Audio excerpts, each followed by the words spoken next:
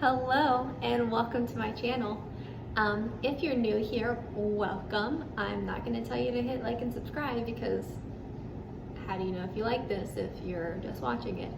But if by the end you do, by all means, feel free to do that. So if you're not new here, I don't know how you're doing that because this is my first video. So I'm also new here and excited to bring social work and have like a young, fresh face of social work out on YouTube. I feel like this is something that is not obviously in the mainstream. Social work is not a lot of people's first choice in career, but it's something that's so fulfilling and so rewarding. And I think that I know a lot of people do have videos out there on social work. There are a lot of lifestyle videos, but this is something that I've really been drawn to because I feel like there's a lot of young and up and coming social workers who are using this platform, but can use it to further their career and like their personal interests too. So with that, I'm hoping to bridge a little bit of that gap and provide you guys with value and give you some of the skills that I know or wish that I had found whenever I was coming up in my career. Right now I'm in my master's program. I am only a week away from graduating actually. So I think a little bit of this whole thing came out of like an existential crisis. Being like, oh, what am I gonna do now? And so with that, I think it can be a beautiful thing. There's lots of opportunities and lots and lots and lots that I want to share. I'm annoyingly eager with things. But let's get back to the reason you jumped into this specific video. So this all dawned on me a couple months ago whenever I realized there were like no videos out there for me whenever I wanted to get some tips and tricks on taking the social work licensure exam. This is one of the ways I learned is through watching videos and demonstrations, and I really love podcasts. So listening, doing some cleaning in the backgrounds really helped me with just like learning words, Carly, words. So I just felt like there was a lot missing. So with that, I want to give you what I never had, and those are tips on passing your licensure exam for social work. So first of all, congrats on graduating. That is a huge accomplishment, and you should be so proud. It's tough work, and you made it through. And thank you for moving to this career because we need you. We need you here. So first tip is this exam is nationwide. And with that really means there are going to be questions posed to you that a lot of the answers could be state specific. Meaning if you're answering based on the rules or the policies of your agency, then it's likely that you're going to get it wrong because your agency is the same as somebody else's agency's rules, and your state's rules aren't the same as other people's state's rules. And you want to answer as vaguely as possible. That could be an umbrella of the entire country without, while still answering the question. And luckily they're multiple choice, so whenever you see them there, you'll understand that. So just remember, it's nationwide. Don't answer specific to your one experience or your few experiences in agencies. Second tip to you is to look at like keys in the questions itself. So are there demographics information? Are there words like first, next, last? So first with the demographics, your answers are going to be different. A lot of them might be on developmental stages. And so somebody who's 18 years old is going to have a much different answer to somebody who's 64 years old, depending on the context of the question. There may be times where it doesn't matter, but a lot of times the test makers are putting those in there to get you off track a little bit. That's their goal, is for you to be detail oriented, because it's important that you pick up on those things when somebody's sitting in front of you in your office. In addition, again, being detailed oriented, look at what the question's asking. Does it say what you would do next, first, or last? There's going to be an order and an approach that you work with your clients, and it's going to be a little bit of chronological, or I'll just go with that for now, chronological. So oftentimes the first thing you're not going to do is refer your client to other places, for example. The first thing you're going to do is likely explore the problems of the client, explore what brought them to treatment, or consult with your supervisor, or refer to the code of ethics. Which brings me to my next tip. Any single question where there's an opportunity to look into cultural diversity issues or acknowledge them, if there's ever an option to evaluate your code of ethics, the NASW's code of ethics, or if there's an option to consult with a peer or consult with your supervisor, always choose those. Those are likely going to be first if it's an option, because as licensed social workers, or non-independent license holders, you're going to be needing to refer back to those as often as possible. You're going to be actively under supervision, and so they're going to want to look that you're doing that, and you're not just going with the flow, doing whatever you want to do. So next, make a little sip of my iced coffee here.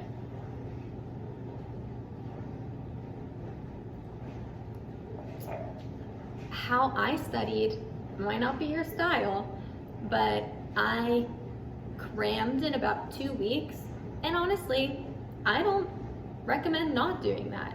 I found that to be most effective for me. Please do whatever it is you think you'd feel best with, but I'm here to share my experience, and if you love it, great, take it. If not, that's also fine. So I downloaded an app. I swear by this app. This is not an ad at all, but it was the ASWB app for Pocket Prep. And there's a free version, and then there's like a premium or like ultimate version. Both are great. You can start with the free, but I bought the premium. And the great thing about it is if you fail your exam and you use that, as long as you provide them with your results showing that, hey, yeah, like I didn't do so hot, then they're going to reimburse you. It's like $14 or $7 or something like that, and it's totally worth it. This is the only thing I used to study. The questions were almost, they were so similar, it was uncanny. Like this, the app's unbelievable. Just do it. So I use this app to test, basically it's all application. So there's going to be a couple questions on there about the developmental stages, but it's really going to be like how you're approaching the client based on that stage. It's not going to be a memorization, like tell us which theorist this was. So knowing that the app really does provide a structure and a test or pre-test experience that is so similar to the LSW licensure exam. So check it out. Maybe I can provide a link. I don't know if that's a thing that I can do. I'm still figuring this out. But my next tip is really cheesy. It's going to be cheesy, but it's important. It's take care of yourself. You're in this field not only for a paycheck to some degree, but also because you care about people so much so that you likely care about them over your own needs at times. And so, at least for now, while you're preparing for this exam, while you're at the start of your career, take this time to focus on you and meet your needs so that way you can excel and pass this exam. Eat a great breakfast, drink enough water, get enough sleep, exercise and move your body. Surprise, like we have a body and a mind. I don't know if anybody told you, both need to be taken care of. So that way you're aligning, you're providing yourself with holistic care. that you can put your best step forward when you walk into that exam room. And with that, I'll tell you guys, these test taking people are like little angels on earth. At least the experience that I had was, I walked in, they welcomed me, they kind of gave me the whole rundown, you know, take your jewelry off, here's your locker, here are the rules. But they were really warm, they were welcoming.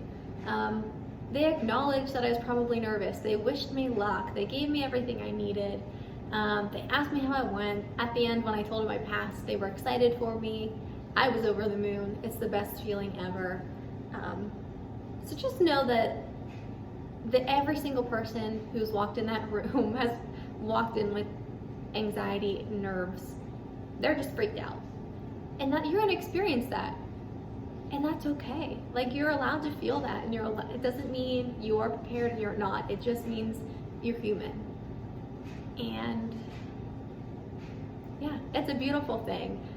I wish I will redo it when I take my independent license. But I wish I would have been able to take a couple more deep breaths and relax and really just be more self-assured, even though I did well. Because it was a lot of like a mind game or a head game, and it was all just part of the process and part of the experience. So you'll probably have that too. And just know it's Carley's in the back of your head saying, "You're cool, man. You're fine."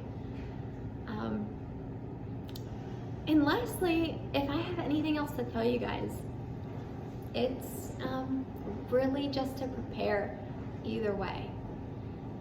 Have a celebratory,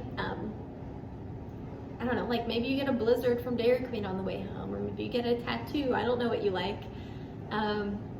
Maybe you take yourself out to a dinner with friends. Maybe, I don't know, it doesn't matter. It doesn't matter. It's your day. You get to pick it. And have a backup plan. If you need to be with a friend, if you need to pout, if you need to sulk, if you need to be mad, if you need to go for a run, if it didn't go the best, just figure out what it is you need and make that happen. And you're going to come back better than ever with a plan. You're going to know that you need a new approach, and that's going to be fine. You also might have just had a test that was hard as hell, so that's okay too. Reach out to people, use your support, and with that, I'm just going to leave it there. Please, if you have any questions, if you want to welcome me, leave a little post below, questions, comments, concerns, other suggestions that other people might have if you've taken the exam already, maybe suggestions for future videos. I'm probably going to name this channel something like The Young Social Worker. I want to give it a new face. I want to be excited and be here and to create a community. So with that, thank you guys, and I hope to create more content soon.